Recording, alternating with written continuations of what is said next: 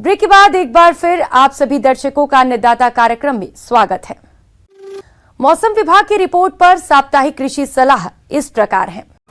ग्रामीण कृषि मौसम सेवा कृषि अनुसंधान केंद्र स्वामी केशवानंद राजस्थान कृषि विश्वविद्यालय बीकानेर द्वारा भेजे गए मौसम पूर्वानुमान रिपोर्ट के आधार पर आने वाले दिनों में दिन और रात के तापमान में बढ़ोतरी होने, कम आपेक्षिक आर्द्रता के साथ मध्यम गति की हवाएं चलने और आंशिक बादल छाए रहने के साथ वर्षा नहीं होने की संभावना है। आगामी 3 दिनों के दौरान अधिकतम तापमान 42 से 44 डिग्री सेल्सियस और न्यूनतम तापमान 26 से 27 डिग्री सेल्सियस रहने का अनुमान है। ऐसे में इन क्षेत्रों के किसान भाइयों को सलाह दी जाती है कि पकी हुई रबी फसलों को तिड़कने और नुकसान से बचाने के लिए पकाव अवस्था पर ही काट लें।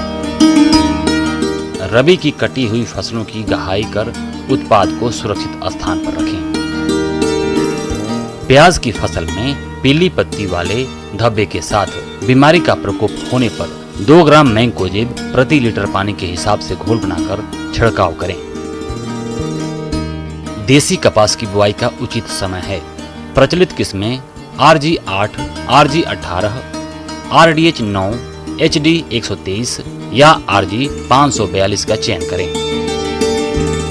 देसी कपास की बुआई में कतार से कतार की दूरी 2.25 फुट व पौधे से पौधे की दूरी 2 फुट रखें। खजूर, किन्नू, संतरा और नींबू के बगीचों में नियमित अंतराल पर सिंचाई करें। गर्मियों के मौसम में पशुओं को हरा चारा खिलाने के लिए बाजरा की RBC 2 व जयंत बाजरा जैसी किस्मों की बुआई करें। हरे चारे वाली फसलों में नियमित रूप से सिंचाई करें।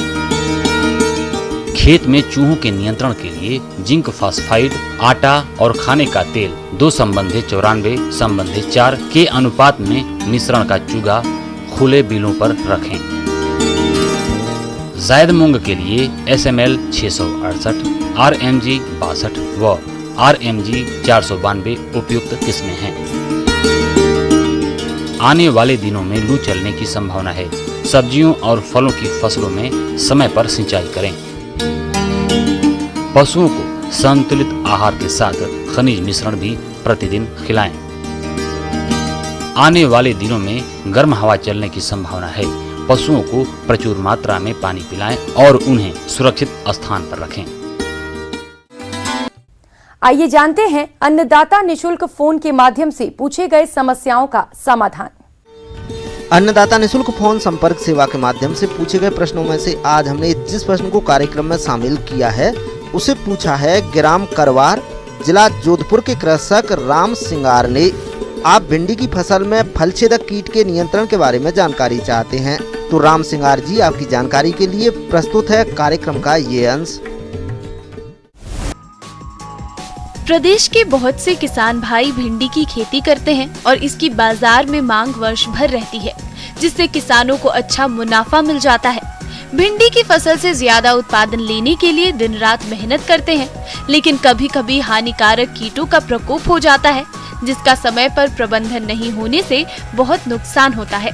और जो किसान भाई समय पर हानिकारक कीटों का नियंत्रण कर लेते हैं, उन्हें अच्छी पैदावार मिलती है और अधिक मुनाफा कमाते हैं। वैसे तो भिंडी की फसल में कई तरह के हानिकारक कीटों का प्रकोप होता है, जिसमें एक मुख्य कीट है प्ररोह और फल छेदक कीट। यह कीट फसल को अधिक नुकसान करता है। प्रारंभिक अवस्था में इसकी इल्ली कोमल तने में छेद करती है, जिससे पौधे का तना एवं शीर्ष भाग सूख जाता है। फूलों पर इसके आक्रमण से फूल लगने के पूर्व गिर जाते हैं। इसके बाद फल में छेद बनाकर अंदर घुसकर गूदा को खाती है, जिससे ग्रसित फल मुड़ जाते हैं और भिंडी खाने योग्य नहीं रहती है। प्ररोह और फल छेदक कीट का नियंत्रण। इस कीट से क्षतिग्रस्त पौधों के तनों तथा फलों को एकत्रित करके नष्ट कर देना चाहिए। मकड़ी एवं परभक्षी कीटों के विकास या गुणन के लिए मुख्य फसल के बीच बीच में और चारों तरफ बेबी कॉर्न मक्का लगाएं। फल छेदक की निगरानी के लिए 5 फेरोमोन ट्रैप प्रति हेक्टेयर लगाएं। रासायनिक दवाओं की बात करें तो इसके लिए क्यूनालफॉस 20 EC या प्रोफेनोफॉस 50% EC की 2 मिली मात्रा प्रति लीटर पानी में घोलकर छिड़काव करें और आवश्यकता अनुसार छिड़काव को दोहराएं। इस बात का ध्यान रखें कि दवा का छिड़काव फल तुड़ाई के बाद करें और दवा छिड़कने के 1 सप्ताह बाद ही तैयार फलों की तुड़ाई करें। ऐसा करके किसान भाई भिंडी की फसल से अच्छी पैदावार लेकर अच्छा मुनाफा कमा सकते हैं। एक नजर डालते हैं राज्य की कुछ मंडियों के प्रमुख फसलों के बाजार भाव पर।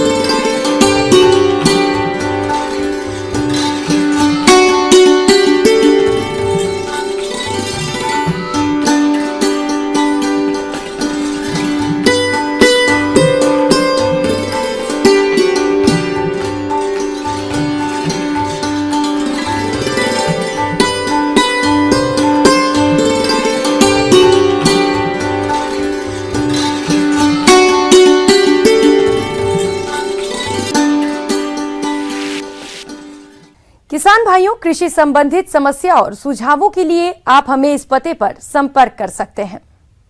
प्रोड्यूसर अन्नदाता news 18 Rajasthan, Ramoji film city, Hyderabad 501512। साथ ही आप हमें ईमेल भी कर सकते हैं। हमारा ईमेल है p18annadatarajasthan@news18.com। इसके अतिरिक्त आप हमें निःशुल्क हेल्पलाइन नंबर 1800-8892-163 पर सोमवार से शनिवार सुबह 10 से शाम 4 बजे के बीच संपर्क कर सकते हैं। अब समय हो रहा है आपसे विदा लेने का। कल फिर मुलाकात होगी कृषि से जुड़ी महत्वपूर्ण जानकारियों के साथ। तब तक के लिए नमस्कार।